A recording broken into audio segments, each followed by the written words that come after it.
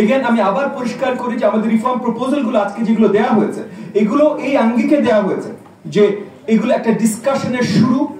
এবং এই সবগুলো যদি আমরা বাংলাদেশের মাটিতে বাস্তবায়ন করি এরপরও রিফর্ম গুলো কন্টিনিউয়াস থাকতে হবে। আমাদের জন্য কোন জিনিসগুলো সবচেয়ে বেশি কার্যকরী, বাংলাদেশের রাজনীতি, বাংলাদেশের সমাজ ব্যবস্থা এবং বাংলাদেশের কালচার, এটাতে কোন জিনিসগুলো সবচেয়ে বেশি কার্যকরী সেটা মেপে বুঝতে বুঝতে আমাদের সামনের সংস্কারগুলো হাতে নিতে হবে।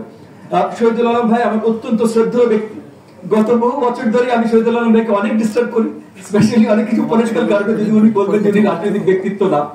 শহীদুল আলম ভাইয়ের কথাগুলো আমি প্রথমেই আগামীতে যখনই এই ধরনের প্রোগ্রাম জিপিআর করবে বা ইন্ডিয়াম করবে গুগল ট্রান্সলেট ছাড়া করবে না ইনশাআল্লাহ, আমি আপনাকে এটা কনফার্ম করছি। আমরা যে পলিসি রিফর্ম গুলো দিয়েছি অবভিয়াসলি অ্যাপ্লিকেশন অত্যন্ত গুরুত্বপূর্ণ, শহীদুল আলম ভাই বলেছেন, মঞ্জু ভাই বলেছেন অ্যাপ্লিকেশন অত্যন্ত গুরুত্বপূর্ণ, বাট কিছু জায়গায় আমরা দেখেছি যেখানে অ্যাপ্লিকেশনের আগেও জাস্ট যে স্ট্রাকচারটা আছে, আইনি স্ট্রাকচার বা লিগাল স্ট্রাকচার, ইনস্টিটিউশনাল যে স্ট্রাকচার গুলো আছে, সেই স্ট্রাকচার গুলো গণতন্ত্রের জন্য সবচেয়ে খুব বেশি হেল্পফুল না। তো সেই জায়গায় অবভিয়াসলি আমাদের রিফর্ম প্রপোজাল গুলো এবং এর সাথে অ্যাপ্লিকেশনে আপনার সাথে পুরোপুরি একমত, অ্যাপ্লিকেশনে কাজ না করলে কোনো রিফর্মের কোনো দাম নাই। আর ছোট দুটো জিনিস, একটা হলো এই যে আমাদের এখানকার ছবিগুলো, আমি আপনার কথা বলার পরে আমি জিপিআর এর যারা এটা তৈরি করেছেন তাদের সাথে যোগাযোগ করেছি, তারা আমাকে জানালে যে একটু ভালো করে দেখা গেলে তারা টেলিভিশন স্ক্রিনশট নিয়েছেন এবং মানে তাদের কথা, এগেন আমরা আইনজীবীদের সাথে এরপর থেকে কথা বলবো, জিপিআর কোনো ফর প্রফিট অর্গানাইজেশন না, সো তারা কাউকে টাকা দিয়ে কোনো রাইটস কিনে করেনি, কিন্তু তারা বলেছেন যে তারা নিউজের স্ক্রিনশট নিয়ে ইউজ করেছেন এবং তাদের ধারণা, এগেন আইনজীবীর সাথে কথা না বলে তাদের ধারণা যে এই আইকনোগ্রাফির যে ছবিগুলো আছে এগুলো এখন ন্যাশনাল আইকনস, এবং সেই হিসেবে সেই চিন্তা করে তারা কপিরাইটের কথা চিন্তা না করে নিউজ থেকে ছবি তুলে দিয়েছেন। তবুও আমি তাদের হয়ে আপনার কাছে এবং এখানে উপস্থিত সবার কাছে ক্ষমা চেয়ে নিচ্ছি। আর একই সাথে আমাদের যেহেতু রাজনৈতিক দল কথা বলার সময় হয়তো দলের চেয়ারম্যান সম্বন্ধে একটু রাজনৈতিক ভাবে বলেছে, সেটার জন্য তাদের পক্ষ থেকে আমি আরেকবার ক্ষমা চেয়ে নিচ্ছি। রাশেদ সাহেব বলেছেন জাকপা আমাদের অত্যন্ত কাছের এবং রাজপথের আমাদের একসাথে সহযোদ্ধা জাকপা রাশেদ প্রধান সাহেব বলেছেন 90টা সংস্কার দিলে আসলে হবে না, এই কথাটাও সত্যি।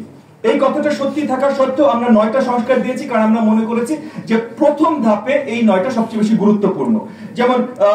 আশরাফ কায়সার ভাই তুলে ধরেছেন যে ব্যবসা বা বিজনেস গ্রুপ এই জিনিসগুলো নিয়ে খুব বেশি আলোচনা হচ্ছে না। আমরা মনে করি যে এই যে ফ্যাসিস্ট সরকার, আমি একদম প্রথম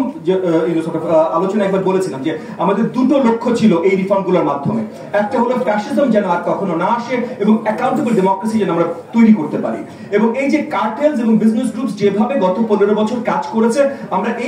এই পুস্তকেও পরিষ্কার, এই প্রবন্ধতে পরিষ্কার দেয়া আছে কেন আমরা বিশ্বাস করি যে ফ্যাসিজম তৈরি করার জন্য সেটা বিশাল একটা শক্তি ছিল, এবং সেটা বিশাল শক্তি ছিল বলে এগুলোকে কিভাবে ভাঙা যায়,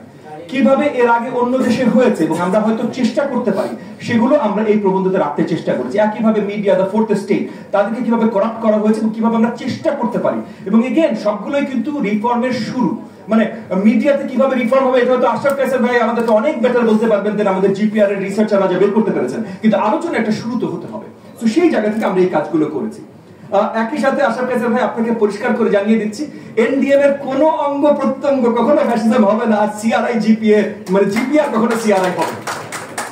জিপিআর এর একমাত্র কাজ হলো রিসার্চ করা পলিসি ভিত্তিক। তো বাংলাদেশের রাষ্ট্র ব্যবস্থায় কি কি জিনিস কাজে আসতে পারে সেগুলো সায়েন্টিফিক রিসার্চ করে তারা সে করেন, এবং যারা আছেন জিপিআর এর সাথে জড়িত তারা সবাই ইদার পিএইচডি স্টুডেন্ট বা একাডেমিক, এবং তারা বাংলাদেশি এবং বাংলাদেশের জন্য কাজ করে যাচ্ছে, তার জন্য এনডিএম এর এই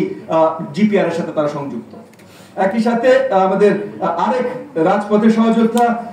রাশেদ খান, নট মেনন, রাশেদ খান সাহেব কয়েকটা কথা তুলেছে। আমরা আসলে ওনার সাথে একই সাথে বিশ্বাসী যে বাংলাদেশ আওয়ামী লীগ সামনের নির্বাচনে যেন আসতে না পারে এইটা ইনশিওর করা, এটা আমরা পলিটিক্যাল স্টেটমেন্ট বলছি। লিগালি এটা আইন প্রণয়নকারী বা আইন মানে কোর্ট, জুডিশিয়ারি তাদের দায়িত্ব, এবং সেটা বাংলাদেশের কারেন্ট আইনে যেটা বলবৎ সেটার মধ্যেই করতে হবে, এর বাইরে যেয়ে না। তবে আমরা রাজনৈতিক ময়দানে যারা এই ফ্যাসিজমের পুরো ব্রান্ডটা ফেস করেছি রাজপথে, আমরা আমাদের ডিমান্ডটা পলিটিক্যালি তুলে ধরছি যে পলিটিক্যালি স্পিকিং আমরা আওয়ামী লীগকে দেখতে চাই, এবং যেটা সত্যি কথা আমরা বিশ্বাস করি এটা একটা নির্ধারিত অল্প সময়ের ভিতরে যদি নির্বাচন হয় তাহলে আওয়ামী লীগ এমনিও নির্বাচন করতে পারবে না, তাদের কোনো পলিটিক্যাল মানে তাদের কোনো নমিনেশন পেপারই তুলতে পারবে না। তো সেই আলোচনাটা আমরা ওখানে শেষ করে আমি আবারও মঞ্জু ভাইয়ের অ্যাপ্লিকেশন এবং শফিক ভাই কয়েকটা কথা বলেছেন যে এই যে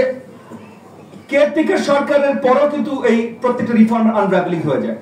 তো এখানে আসলে এই যে কালচারটা অত্যন্ত গুরুত্বপূর্ণ, সংস্কৃতিটা অত্যন্ত গুরুত্বপূর্ণ, এবং এই জায়গাটায় অনেকের সাথে আমি একটু দ্বিমত পোষণ করি যে পরপর 3-4টা নির্বাচনের পর আমরা এমন একটা জায়গায় এসেছিলাম যে ইলেকট্রাল কম্পিটিশন সবাই ফিল করা শুরু করেছিল, এবং ইলেকট্রাল কম্পিটিশন ফিল করা শুরু করেছিল বিধায় একটা স্পেসিফিক দল হয়তো কেয়ারটেকার সরকার সরিয়ে দেবার জন্য দৌড়ঝাঁপ শুরু করে দিয়েছিল 2009 সালের পর। তো ওইটা যদি তারা শুধু সরাতে না পারতো, ওইখানে যদি আমাদের কিছু ইনস্টিটিউশনাল স্ট্রাকচার আরো শক্ত থাকতো, ওখানে যদি আমাদের পলিটিক্যাল ভয়েসেস গুলো আমরা হয়তো আরো শক্তভাবে রেজ করতে পারতাম, পারিনি, অনেক কিছু হয়েছে, সেগুলো নিয়ে আর এখন আলোচনা না, বাট তাহলে হয়তো ইলেকট্রাল কম্পিটিশনটা যদি আমরা ধরে রাখতে পারতাম, তাহলে গত 15 বছর এই ঘটনাগুলো ঘটতো না। সো এখন আমরা বিশ্বাস করি অনেক রিফর্ম দরকার, আমি শফিক ভাইয়ের সাথে পুরোপুরি একমত, অ্যাপ্লিকেশন দরকার, সুজল আলম ভাইয়ের সাথে পুরোপুরি একমত, কিন্তু একই সাথে ইলেকট্রাল কম্পিটিশনটাকে জোরদার ভাবে বাংলাদেশের জমিনে ফেরত আনা সবচেয়ে বেশি প্রয়োজন বলে আমি মনে করি।